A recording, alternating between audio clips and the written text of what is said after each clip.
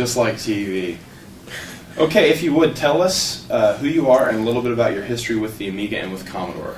Okay, I'm Dave Haynie, and I started working at Commodore in October of 1983. That was first on the Plus 4 project, as you know it. It wasn't actually called the Plus 4 then. And then on the Commodore 128. And when Commodore bought Amiga, I went out and got an Amiga as fast as I could because I understood what it was, at least to some extent, compared to the types of computers we built before. So I was actually programming the Amiga on my own with disk cell before I started doing engineering work. I did engineering work on the 2000.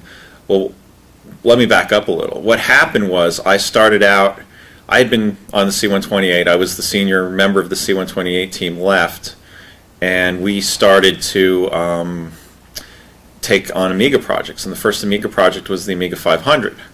That was started by George Robbins and his group.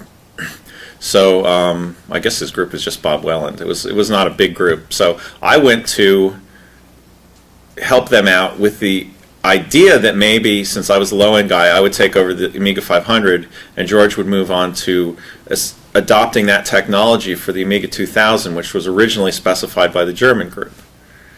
Okay, so George didn't want to give up the 500. That was his baby, so I got to take over the Amiga 2000. And from there, I worked on the first 020 accelerator card with Bob Welland. I did the 030 card.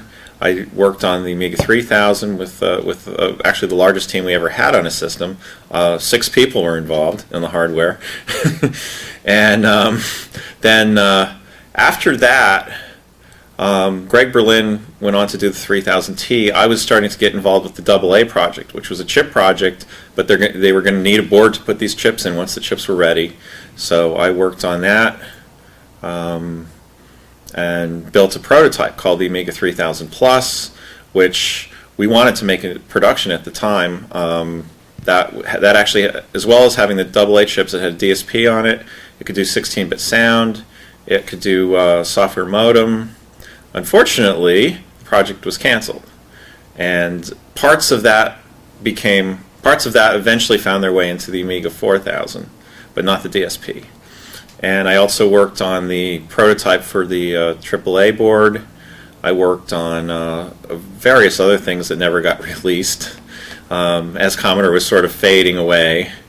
But that's the 3000, 2000, 4000 is what I guess I'm mainly known for, as well as disk cell. You've continued to support the Amiga through the Usenet and other outlets. How come? Well, I guess it's a force of habit. No, I really enjoyed being part of the whole thing. I thought that you could support a system differently than had been done in the past. You could. This actually started on the Commodore 128. I used to go on Quantum Link. Wish I'd bought some Quantum Link stock. Quantum Link mutated into AOL.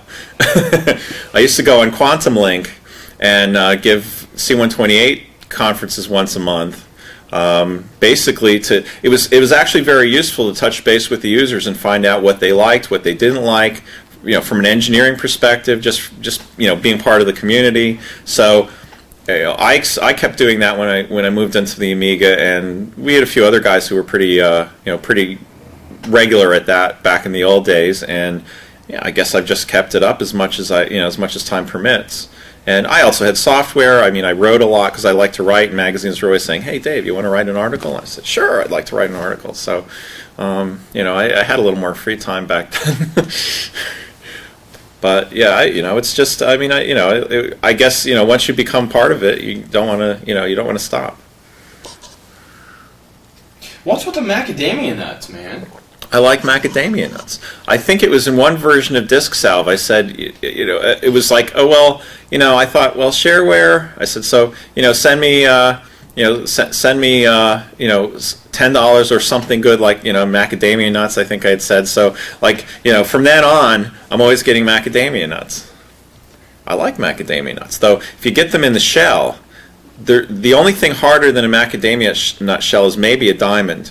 So if you want to eat like a handful of macadamia nuts with shells, it's going to be an all-day process with hammers and special tools, and so it's the kind without shells are usually a little bit easier to deal with, but it's also why they're so expensive, because they have to use something extremely hard to open them. And diamond chisels, and I don't know, they train monkeys to do it or something.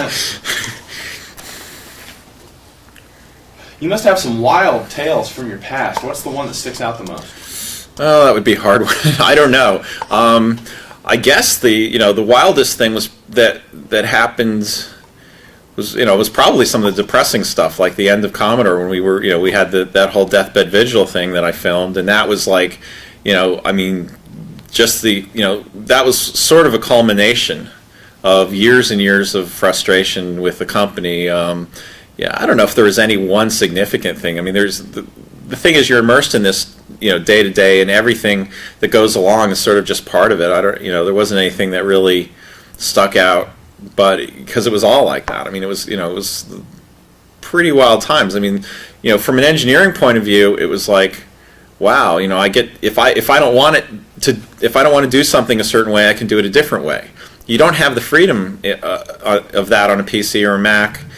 You're not the designer, but I mean, even at those, we had as an individual a lot more control. Like I was saying, I did the Amiga 2000 almost by myself. It was based on the Amiga 500 stuff, but if you looked at Apple, they would have had 25 people on a project like that.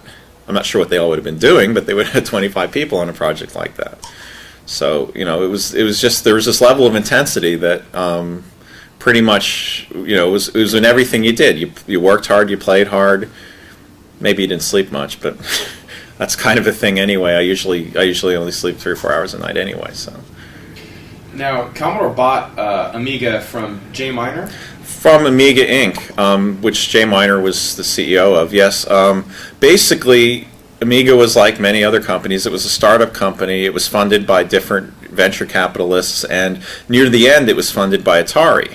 Jay had worked for Atari before, not during the Jack Tramiel regime, however. Jack Tramiel, of course, left Commodore, went to Atari. He wanted to buy the Amiga, but the way Jack liked to work was that he'd loan you some money and then hope that nobody came in to bail you out, and he'd call for that money back and basically get the company real cheap. And so Atari was negotiating to buy Amiga at a very, very low price, and they thought pretty much that nobody else was interested, and they were going to get this. And Commodore had secretly been meeting with Amiga, and I don't know exactly who was negotiating. I mean, I did know this at one point, but I forget. But anyway, they named a price that was like 10 times more than Atari had offered, and Commodore went for it. So which was good for these guys, and so they so basically the very this was happening like right down to the wire before Atari came in to call their loan, and so the Atari guy comes in and sits down and gets a check. Which is not what he was expecting. Which was not what he was expecting. So, it was we really liked that, because, there was sort of this, I mean, Commodore Atari had always been a rivalry because we were building similar machines, but once Jack Tramiel went out there, then of course it was like, he went there because he could buy Atari, and he wanted Atari to become the next Commodore, and he wanted to kill Commodore because, of course, they had kicked him out. So, and it was a good thing, too, because Atari had a habit of buying something and then basically dismantling the team, and they weren't, not that Commodore was perfect in this regard, but Atari would have been much worse. Everybody knew that your last resort was selling out to Atari. Unfortunately, sometimes that happened, like with Dave and RJ and the Handy, which became the Atari Lynx. Mm-hmm. So how much of the 500 2000 chipset was derived or based on the original 1000? Well, the ECS chips were basically the same chips. I mean, what they had is the chips that were done in California were done using fairly primitive means. So they brought them into Westchester and took the designs into modern CAD systems and added some, not a lot of features, but added some features for ECS. The major thing they did was the Fat Agnes, which brought in a lot of what we call glue pieces, a lot of extra pieces you needed to make the system complete. And it reduced a considerable amount of cost because the parts that were brought in were not complicated, but they were expensive. And that's basically what Bob Welland and Victor Andrade, who was a chip designer, had worked out, how to do this fat Agnes that was going to lower the cost of the systems. Paula was totally unchanged. Denise was tweaked a little bit, but not radically changed. They did things like making sure that hold and modify mode worked right, and there's one. The half bright mode was added, but it wasn't a major change. It was all fairly simple, but. So it wasn't a big change, and it took a lot longer than it should have. But it was quite often that Commodore the engineering just didn't get the money they needed to make things happen at a proper speed. It was always, you could kind of fake it some places, like software people who are willing to work for 16-hour days rather than 8-hour days. Hardware people doing the same, chip designers doing the same. But when you need to make a chip, you need to make a chip. It's an expensive thing to do, even when you own the foundry. So. It was, we weren't always happy with the results. We liked what we did, but it didn't happen fast enough. Of course, part of that's engineering. Every time I finished a computer, it's like, next, this one's done, and all I could see were the flaws. It's everyone else says, oh, this is great, and I look like, oh man, but it should have been. I wish I could have done this. I wish I could have done that. Not that they were like foolish decisions or anything. It's just that it might not have been possible to do things a certain way. So, which I guess is good, because if your job is making the next good thing, and you've already been, so the A3000 comes out, I've already been using it for a year or so. Was there a feeling a lot that you were fighting against the company, or that the engineers were fighting the company? Not until the end. Up until about 1991, we weren't, because basically up until then. The engineering department was run by Henry Rubin and Jeff Porter, and they were very supportive of engineering. They basically shielded us from any nonsense with the company, and about the only thing that you could say was that we just didn't get as much. They weren't investing enough in R&D. My belief, they should have been spending more, but it wasn't like there was an active fight. In 1991, I guess it was maybe a little bit before that, but by 1991. Irving Gould, who was the major stockholder, he owned about 20% of Commodore, had installed Mehdi Ali as the chief, the CEO, president of Commodore International, and Mehdi was going from department to department, putting his own people in place, and he brought in this guy, Bill Sidness, to take over engineering, and Bill had a fairly spotty track record. He was the guy who almost put Franklin Computer out of business by doing Apple clones without actually having a license to use the software, and he was the point guy on the IBM PC Junior, not a successful machine, and apparently there were some scandals and all, but for some reason Mehdi Ali thought he would be a good guy to run engineering, and he promised to take. We had a computer that was sort of just starting up called the Amiga 300. It was going to be almost like a Commodore 64. Shrunk down even smaller than an A500, cheap. Not sure exactly what was going in there. Is that the thing that has the disk drive in the front? No, that's actually something else. What is that? That's the C65. Whole another story. But anyway, George Robbins was working on this computer, and Bill Sidney's came in and said, well, we don't want this. We want to add this. We want to add this. We want to add this. So that's what became the Amiga 600. Now, the Amiga 500 was still a very popular computer. We were still selling them.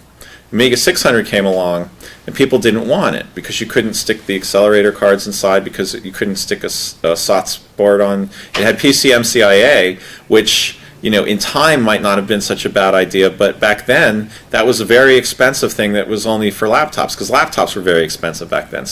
But it was a PC thing, so Bill wanted it in there. So what happened was, Bill promised Mehdi that the Amiga 600 would cost $50 less than the Amiga 500. It ended up costing like $50 more than the Amiga 500.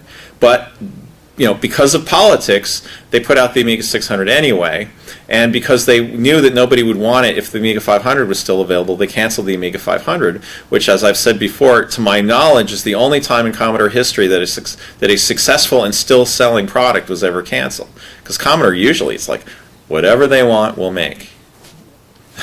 So that's when we really, the beginning of when we had to start arguing, fighting with engineering, and it was also very difficult under the Sidney's regime, which only lasted about a year. But morally, it broke a lot of the good feelings we had, because I had 5 separate Skunkworks projects going on at the same time because he wouldn't approve anything for real. Are you getting any mic noise? Table. A little bit. Okay. I just wanted to let you know about tapping the table. Okay. Yeah, we have a really sensitive microphone. I am a robot. Tell us more about Disk Salve, Disk Doctor. Okay.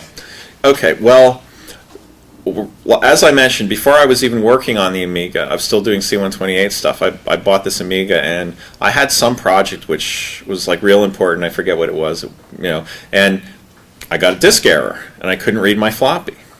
This was a problem, and I had read just in the documentation that the Amiga file system was this incredibly robust thing, and so I went to Carolyn at Katz and said, I need a disk repair tool, and she said, well, you can try this thing called Disk Doctor. It's not finished yet, and I tried it, and it made things worse.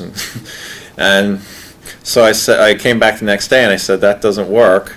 What else do you have? And so there was Disked, and I got the Disked, and I got a DOS manual, and I went through and basically reverse engineered all the missing parts of how the file system worked, and then wrote the first Disk Salve, which basically just found stuff on the on the disk and copied it to something else. It was very primitive. It had hardwired floppy controls in there, and I just put it out, and people liked it, and sometimes sent me macadamia nuts. And so from there, it was like, well, okay, now like a year later or so, people are starting to use hard disks, and so I figured out how to get hard disks working, and then graphics. Hey, wouldn't it be nice to put a graphic front end on it? So a little bit before 2.0 came out, I started working on graphics, and everybody was looking at the next machine in the hallway, and so I started making things that looked pretty on the 1000 by 800 screens we all had on our Amigas that looked a little nexty, but the software people were working out the new look that became 2.0 at the same time, and they convinced me to adapt the new GAD tools and things like that to Disk Salve, and at the same time they wanted to buy Disk Salve.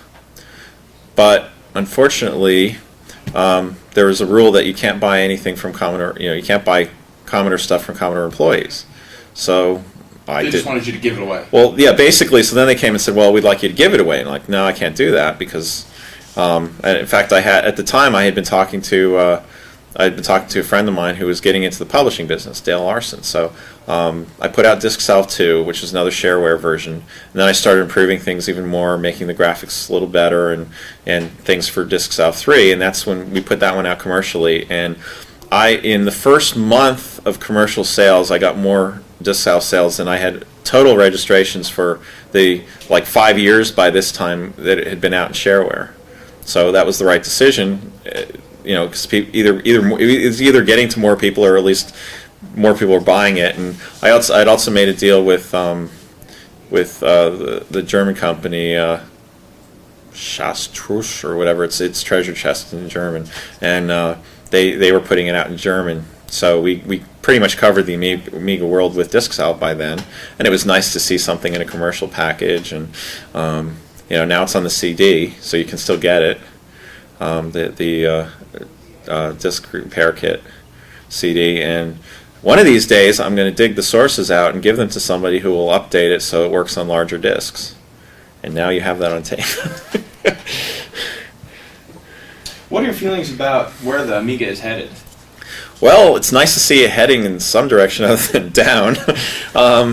Actually, I got a pretty good feeling this time because talked to Bill privately. I saw all the presentations and everything, and they aren't.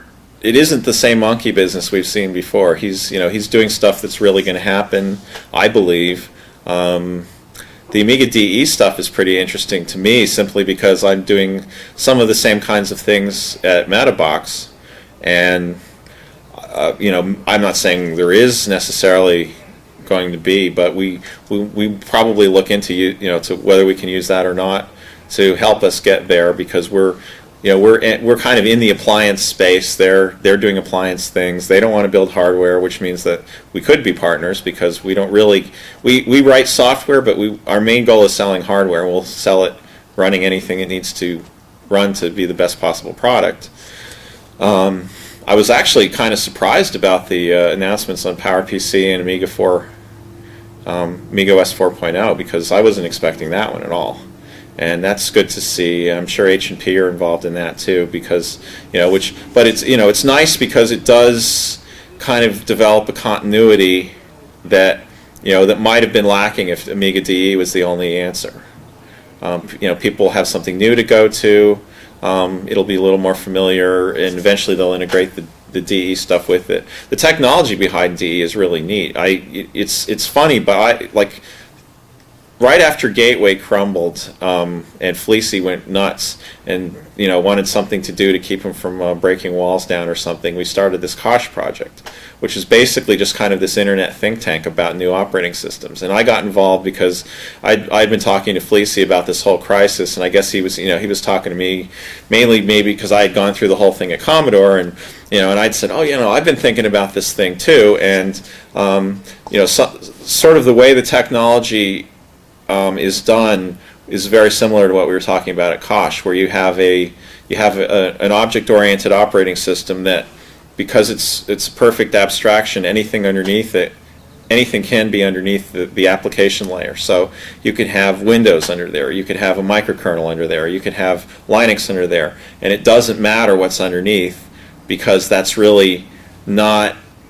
It's not exposed at all. Scala actually did this. I worked at Scala in between Commodore and MetaBox, and it's not obvious, but on all the PC products, there's an operating system that runs between whatever PC operating system you're running and the Scala applications. So you can port the OS and not have to change the applications, which is actually easier than porting the applications to a different OS, because part of the problem is that multimedia done right is actually an OS level problem, and if you don't solve it at the OS level, the best application is just not going to run properly. So the neat thing is, of course, then it doesn't really matter. You can run it on other areas, which means from a developer's point of view, I could write a program that I think is an Amiga program, but I could still sell it to Windows people. I could still sell it to Linux people. And perhaps, now we're talking about appliances, you can put it on a Palm, you can put it on a Windows box, you can put a Wince box. You have to say Wince. You put it on a Wince box, you put it on a Zorus or something like that. If I could only get my hands on one. So I like the strategy a lot. I mean, simply as a longtime fan of the whole Amiga thing, plus just where an observer of where software technology ought to be going. Microsoft's going to hate it too, because that will allow you to put programs on their operating systems that they don't control. See, Microsoft's key throughout history has been control the API. If you control how the program runs on your system, then you can make it very difficult to put for developers to reuse the code. So that's why Microsoft OS, the Windows OS, actually it's called Win32, it's the layer the applications usually talk to, is sort of upside down compared to a normal operating system. That makes it real difficult to port programs directly from like Linux to Windows or from Windows to Linux. Now, if you took an Amiga program and put it on Linux, it would be fairly straightforward. I mean, there's a lot, there are obviously differences to account for, but the structure of the program doesn't have to dramatically change. But when you go to Windows, it does. And they did this intentionally to make, and then, to make it difficult to port. And then there's other things that go along with it, like you have all of these things that need to be in place to be a proper Windows program. You have to have documentation done this way, you have to have this done this way, and it requires a lot of people and a lot of experts in Windows.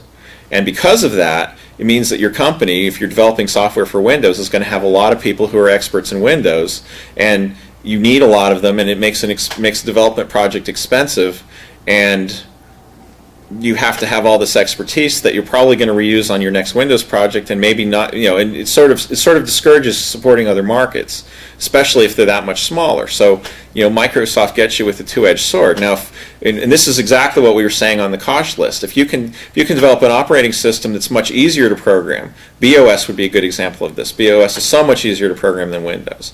I haven't actually looked at the SDK yet, but I believe that the Amiga DE is probably pretty similar, because I know it's fully object oriented, and the idea is if you can make something that's much easier to program, then developers, first of all, you don't need a huge team to do the same work, because when you're porting an application, what you'd like is for, say, 80, 90, really what you'd like is 100% of your effort to be devoted on that special thing you're doing, the game, the nonlinear editor, the music program, whatever, and not all of the details necessary to make that special knowledge of yours live on the operating system. Like, okay, I have to draw a window this way, I have to make a menu that way. You'd like that to be as automatic as possible. So if you do that, then all of a sudden, if you can make that possible, then all of a sudden large applications become much smaller, they're easier to write. And now if you can take that and say, well, a small company can put out an application that compares favorably with some of these others, but can run anywhere, then you really got something. And that seems to be the direction they're heading. We'll have to see how well it works, but it seems to be the direction they're heading. So that's piqued my interest, because and Fleecy told me this 3 years ago, or 2 years ago, whenever they had settled on Tau. He said, we found somebody, you're going to like it. I was very, very skeptical. I guess I was wrong. So they invited you to come on board at some point? No, I'm running engineering at Metabox right now, or at least actually what happened was I was and still am technically, I guess, working with the German Metabox as the vice president of technology over there. But since the fall, I've been working on building up a U.S. Metabox, which is a partially owned subsidiary of the parent company, and that means coming over here, and we've set up an engineering department. We're working on designs of taking our European technology, which we call set-top box, but it's like, think of like a modernized Amiga 1200 that sits in your TV room, or modernized CDTV or something like that. It's really a computer. We know it's a computer, but it does sort of just the computer applications that would make sense in your living room. So you want to listen to music, you want to watch video. We want to basically support any sort of music format you want, any sort of video format you want. Store a lot of this on the hard disk so that you don't have to keep changing. So you want to get video from cable TV, you want to get it from satellite. That's okay. Assuming we can connect.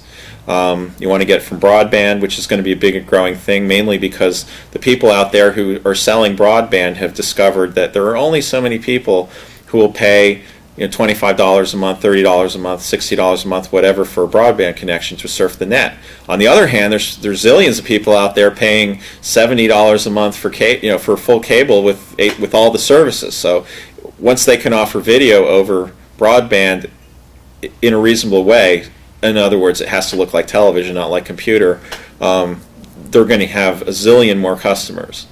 So that we're kind of, we're entering that market. A lot of people are entering that market, but we're entering that market. And I think we have actually a lot of Amiga experience applied here, because we know how to build the right kind of operating system for this job. Which our operating system is actually fairly similar in concept to the original Amiga OS. It's not the same, but it's similar in concept. It's all written in C. But it's not a clone, but it's it's a similar idea. Sort of like there was Unix, then there was Linux. Linux is actually closer, because that is almost a clone. It's very easy to recompile programs, but we run we run MUI, we run Voyager, various Amiga bits and pieces that we could pick up, because there's a lot of developers out there who own their own code and say, we'd like a web browser. Well, look, there's a bunch of web browsers on the Amiga which may not quite be an IE or a Netscape, but they're a whole lot better than the embedded web browsers out there that are basically HTML 3.2 and no JavaScript, no nothing. Well, we've moved quite a bit beyond that. So for people who want to keep up with what Dave Haynie's doing, what's a good place to look? Oh, I don't know. Call me up once in a while. No, you can look at Metabox and see what we do. MetaboxUSA.com is a good place to look, so you can see how that's going. What we do in the U.S. market. If you're rich, well, you can sign up as an investor. I would like to touch one more on the deathbed vigil. Okay. From your perspective, I've seen the tape. Some people have seen the tape, but it's hard to find. Give us your perspective on that process. The process of shooting it. And this okay. Story. Okay. Well, basically, we knew that Commodore was going down pretty quickly at this point, and I was away the weekend before this whole thing took place. I'd been away in Texas. I had an interview with a company called Mizar. I had another interview with a company called Compaq. It was exactly what I expected it to be. They had an entire department of people doing about one person's job, and it wasn't an interesting job. I was in Texas anyway, so I went to Compaq, and I came back. I'd been away Monday. I came in on Tuesday, and because I'd been in Texas, and my wife had said, "Well, if you like it, film, show me what Texas is like, this part of Texas," because she only knew about like Amarillo or out where the cactuses grow tall and the armadillos run around, and so I didn't really film much because I was pretty sure I wasn't going to go work there. And I came back and I had a camera, and on the way to work that morning I said, well, who knows what's going to happen. I heard a lot of bad things. People had actually left me email that was saying some bad things might be happening. So I went to Kmart, and fortunately they had 8mm tapes, so I grabbed 3 tapes, and my batteries were already charged, so I just brought my camcorder in, my old Sony TR7 or whatever it was, and I just started filming, and along the way, the wheels were turning, and I started thinking, well, I should make a video, put this out for people, and as it grew, and it kind of took on a life of its own. So it just turned out that the very next day there was this big layoff. So I still had the camcorder out in the car, so I filmed that, and then because I guess largely because of the layoff and because a lot of people were going to be in town for Mike Sins's wedding, Randall Jessup threw this deathbed vigil party. What we didn't know, what none of us knew that day, was that Commodore had declared bankruptcy Friday after the close of business, because we were all at Mike's wedding. So I get in there the next morning, and there's it wasn't quite like that, because I had gone to the good beer distributor to get some beer for the party, and I saw this the Westchester Press or whatever it was called that said Commodore, they had some clever way of saying Commodore's gone, like Commodore powers down or something like that, and it's like, what the hell? And sure enough, we had people from all over town, ex-Commodore people going way back, and just everybody like, oh well, half the people there weren't working for Commodore even before the layoff anymore, because there'd just been so many people who had left for one reason or another. As things were getting worse, I was still there. I was still in, but I'm surprised I didn't get fired after the film came. Actually, the film didn't come out until after I had left. But I was just filming, and then I had to take my son home. So he came out to me with me to the party, and it was like an hour drive each way. So I handed the camera to Fred Bowen and Keith Gabrielski and let them just keep filming. And when I came back, they had really set up the camera on a tripod, and just were getting people gathered in front of it to tell stories. And it's like, this is cool. So that's where all those stories came from. And then some dark, mysterious figure took my camera and filmed this parking lot scene that nobody knows who that was, but But anyway, so then I decided to edit this, and I really wasn't a video guy. I never did this stuff during Commodore, but I thought, well, that was sort of the promise of the Amiga 3000, was that any fool, and that pretty much describes me, would sit down and be able to make a movie. And so I got, because I was going to work for Scala soon anyway. Actually, it wasn't quite then, but I got the Scala video editing software, which was basically just this little module that let you control a camera via Control L port and infrared. It let you control the camera and the recording deck. I went out and bought a good SVHS deck so I could do some editing, and I put this whole Scala thing together. I borrowed a time-based corrector from a guy who used to work at GVP, and I borrowed a Genlock, and just put the whole thing together. It took me a long time to put it together and get it right. And it was like, it was very very manual at the time. I had a little Radio Shack mixer for audio. I had the music on the cassette. I had little tape cues of where okay, cue number 1, I have to slide the sliders here.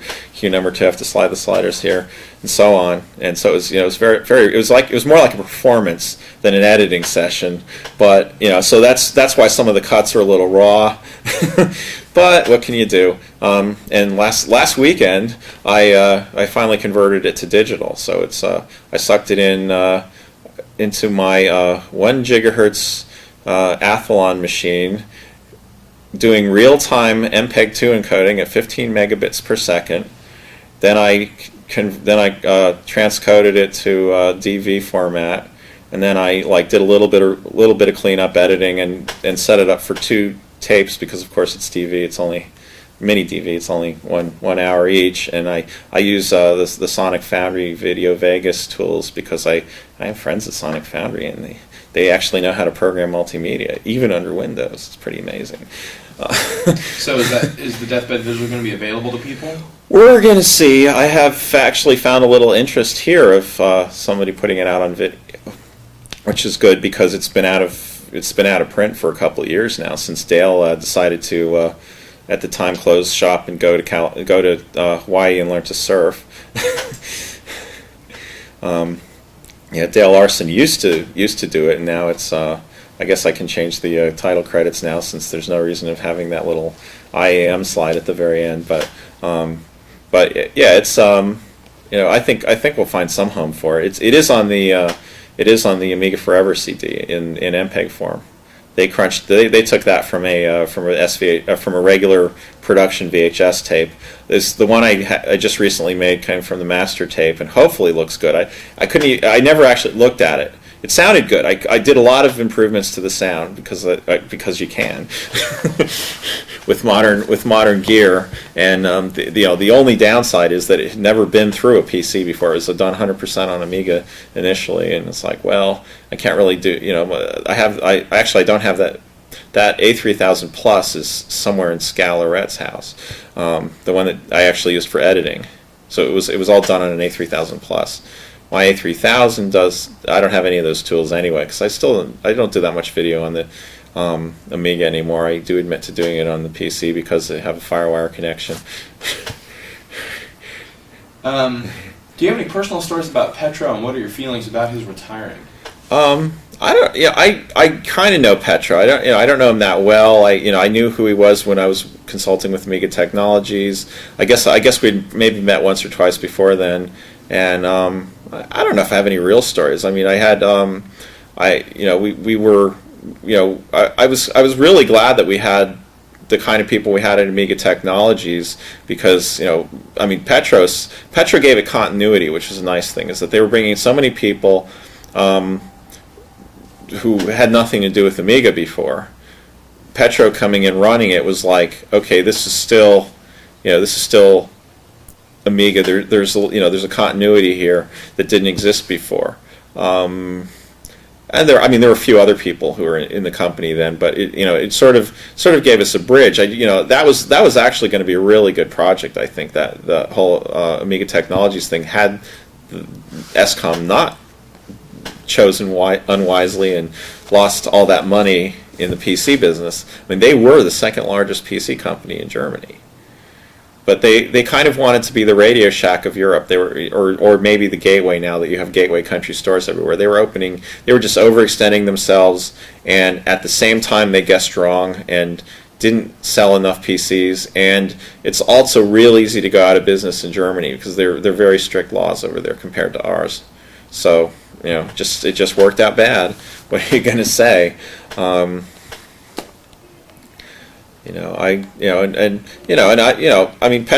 Petro. It takes a lot of energy, and I think the thing is that I think one statement about Petro retiring is that I think he believes that it's in good hands now, because you could see, he was following it every step of the way. He was instrumental in getting, some of these deals made. That, we were all like this. But what can you do? I wasn't involved directly after Amiga Technologies. I didn't have any say. I was a technical guy anyway. I wasn't a business person. So, it's funny how sometimes you have to become a business person. But he, he was instrumental in getting all these done. And at this point, I think the relationship between Petro and today's Amiga is good. And he's like, okay, it's in good hands now. You pass the torch. Yeah.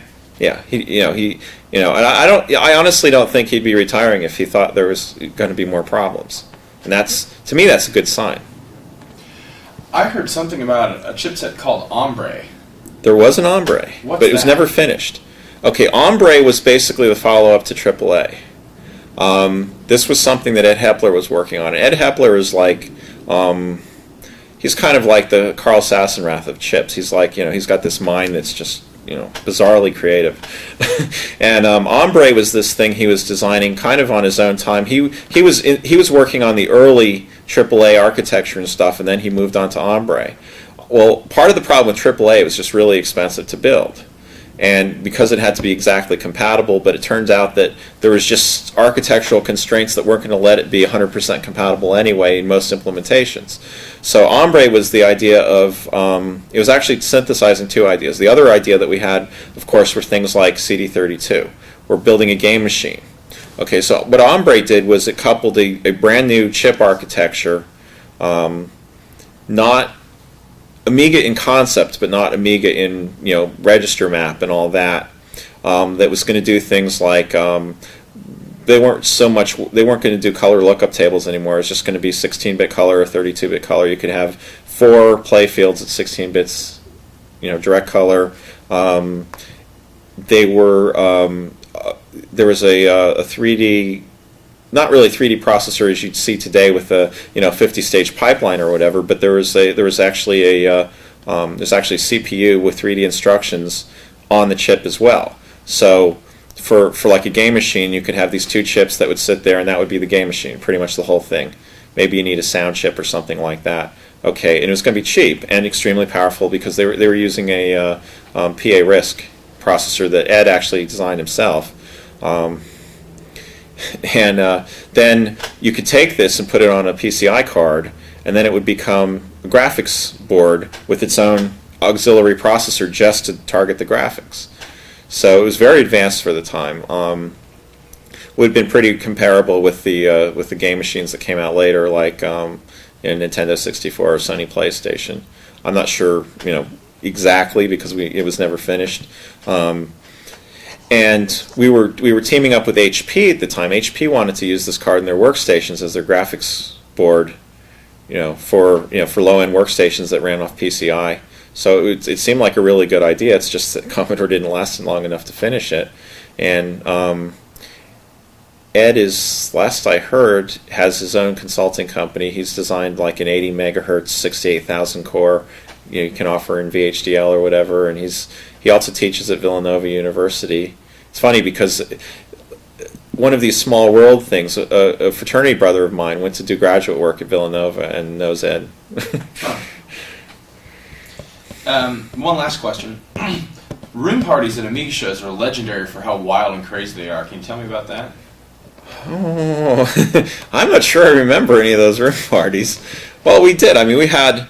it depends on what shows they were. I mean, there were Amiga shows, there were trade shows. I remember, like, one year, it was one of the first trade shows I ever went to. We went to this hotel in Chicago, Conrad Hilton Hotel, and we were in these little rooms. It was really hot because it was summertime, and one of the I forget, I might have been rooming with Greg Berlin, but anyway, it was like, okay, the minute we got there, it's like somebody's like, okay, start loading the ice, and I'm like, what's going on? And they're like, there's like this bucket brigade of ice going into the bathtub, and pretty soon, like, cases of beer arrive. It's like we're barely even, the bags are barely put down, and that was actually pretty. That was sort of at the height of the 8-bit world, where Commodore was rich, flying high. The Commodore 64 was destroying everything, and we were in the booth right next to Coleco. And it was funny because these poor Coleco people had to look at the Commodore 64, which was destroying their chance to launch the Coleco Atom even before it came out of the box. And unfortunately, we were also showing off the Plus 4 then, and people would come by and ask, now, why do I want to buy the Plus 4 when the C64 over there has all this software? And, I was sitting there trying to, but it does this, and we have a fast hard drive or a fast floppy disk for it, and that sort of thing. So, but yeah, we had. I mean, there were parties at. I guess the neat thing about being at Commodore and Amiga for all those years was that you got to know people in the developer community, and you'd see them once a year, maybe twice a year, something like that at these conferences. And I mean, there were wild things. People pulled pranks. I mean, there were all-night hacking sessions. So like the computer rooms were kept open. Well, developers were always showing stuff off. So sometimes they were working on the last-minute fix before they shut it off. There were nights like one year at a conference somebody decided we wanted to do karaoke, so we were just like driving around town like madmen trying to find karaoke bars. It's hard to say any one particular incident. There were a couple pictures of me floating around at one point where I guess I had fallen asleep at a party, and it was kind of like this, and people were like putting things on my face, and which was kind of neat. So part of the thing that went on with this, of course, was that you didn't necessarily get much sleep the week before a show, and sometimes not even before a conference. I remember one time when I was working on it was the 2630 board, and there was some problem with it I was trying to solve, and there was also a memory board that went with it that had 16 megabytes of RAM, which was like amazing. So that was never manufactured, but it was sort of a test of concept thing. And Henry Rubin really wanted this done, so he was saying, you stay an extra day. And I'm like, but I'm my ticket. And he's like, here. He gave me his first class ticket. Said, you come the next day. He took the pet jet with Irving, and so I worked like basically totally nonstop. Got it working. Basically just packed up, took off to the airport, walked in like I'm like this this Aqualung guy with like beard and haven't showered or anything, and here you go, Henry. So and of course after that, after several days like that, you really just need to cut loose. And there was kind of this there's this tradition at Commodore anytime we went to Las Vegas. I don't know where it came from, but okay, Irving Gould would be there, but Irving Gould has the citizen of the world kind of thing going. He doesn't want to pay anybody any taxes. His residence is the Bahamas, but if he stays in the U.S. like a little bit too much, he has to start paying U.S. taxes. So, I don't know what he's doing these days, but this is what he was doing then. So he would always leave a show a day early. And he would always have this nice big suite, usually on the top floor somewhere, with bar and bedroom or two, and conference tables and things. So they would always throw the show party at almost always at Irving Gould's suite. So we'd go to the suite, we'd drink Irving's beer as much, whatever else. We'd just have this wild party, and usually that was the wildest one because you could only get so crazy in the middle of a week during a show. Whether it was a trade show or a conference. The last night you knew, well, I don't really have to get up and work tomorrow. So we'd go to that. Then, for some reason, I don't know who found this place, but there was this dance club like in the desert called Botany's. So we'd all pack up and into cabs or whatever, go out to Botany's and close the place down. They closed at like 2 or 3 in the morning. And you had to be careful because like taxis really didn't want to go out there, so you kind of had to call like with plenty of time. But my gang, usually me and Greg Berlin and sometimes Fred Bowen if he was out and a few others, did not really do that. We just walked back. Well, halfway between Botany's and where the hotel was the strip bar called the Crazy Horse Saloon. And at 4 in the morning, there's no cover charge or anything. The place is empty except for the dancers, and so we'd go in there and watch naked girls dance around until the sun came up, and have a few beers, and then just continue on to the hotel, pack the bags, get on the plane. And and I'll tell you, you want to see wasteland. I mean, that airport, you see all these engineers who are, maybe hungover, certainly just totally exhausted from working real hard. Because shows, any kind of show is a lot of work. I mean, whether you're talking, if it's a developers conference, you're up constantly. You stay up late, you get up early, you give speeches. You never, ever, ever stop talking for 3 or 4 days. You're on your feet almost the entire time. This is an example of what it's, the feet. We found at one trade show that I think it was NEC's booth had really thick foam under their carpeting. So we were like, any chance you got, you'd walk over to NEC's booth and just walk around because it felt better than standing on the normal, Commodore, AstroTurf or whatever, indoor-outdoor carpeting. Little things like that. Those are fun days. I don't know if I haven't done a whole lot of that lately. We're not big enough at Metabox yet to have real shows. I think we're going to be at NAB, but we're going to have a suite, show off our stuff. I'm blanking. What do you have to tell Amiga users or people who are interested in following your career? What would you like to communicate to people out there? Don't do it. No, I don't know. Following my career, I mean, it's a lot has been written and said. I guess people can pretty much know what they want to know.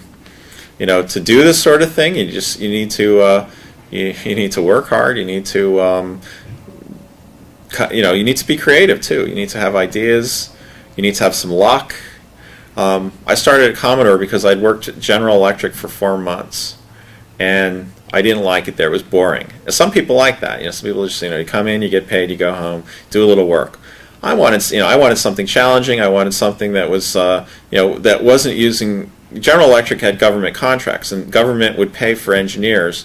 They would not pay for new VAX. So we had 50 people on this ancient VAX, and I learned a lot about VMS and how to schedule tasks that snuck in and gave me more cycles than anybody else. And I learned this in a very short amount of time, but it still wasn't enough. I wrote a Lisp interpreter while I was there waiting for, as I was doing CAD work, I was doing computer simulations that took like hours to run. I was also maintaining the compiler that ran these CAD simulations, so it was just not work I was interested in. Plus there was a lot of nasty military work there that I didn't really agree with. So I decided one day, I'm going to leave, and I sent a letter to one headhunter, the one headhunter in the Philadelphia Inquirer listing that didn't say no entry-level positions, because I'd been only working for 4 months plus a couple summer jobs at Bell Labs. I had pretty good credentials, but so I was. That was on a Tuesday. Thursday, this headhunter calls me up and said, "We'd like you to come in." And here I was, like I was always trying to subvert the GE system, because you saw a bunch of people coming in, all like college students, and slowly, one by one, they sort of faded into the background and started looking like GE people. And I refused. I wasn't going to wear a jacket and that, but I was like wearing kind of like I'd wear black jeans instead of blue jeans because they didn't want blue jeans. This day I had on like khakis or something and a homemade shirt, but you could only tell it was homemade up close. So I went in to this headhunter that day, and here I was. I go into the lobby, and there's this guy who I don't know if you call him. He was like, he really looked like a hippie, way more than I did.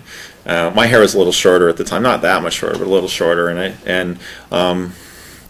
so I started talking with this guy, and he's here for a job, I'm here for a job, and so then then they called Mr. Haynie, and they called me in, and I talked to Joe Kazuki, who was the director of engineering at the time, and then they put me in this other room, and there's that hippie guy, and that was Bill Hurd, And he just asked me a few questions, do you know how to do Laplace transforms? Well, yeah, sure. And I just want to know because that's one thing I don't know. And he was like looking to fill in holes in his own experience with the guy he hired.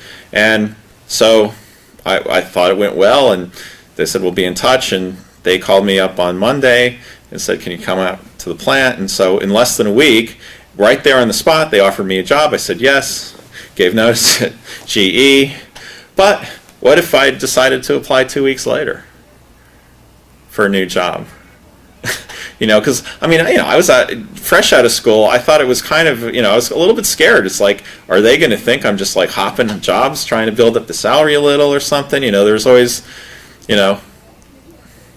So it worked out good. I was there for 11 and a half years. But that's that's the kind of thing where you went right instead of left, something different's going to happen. So do what you can to make your own course, because you're not going to be able to control those other things that you can't, like Commodore going out of business. So you try to rebuild it somewhere else, or come up with something, come up with a gig that's just as cool. Not an easy task, but I'm still working on it. Others may find the same thing. Great. Okay, I don't know. I think we're done. Okay. Thanks very much. Sure.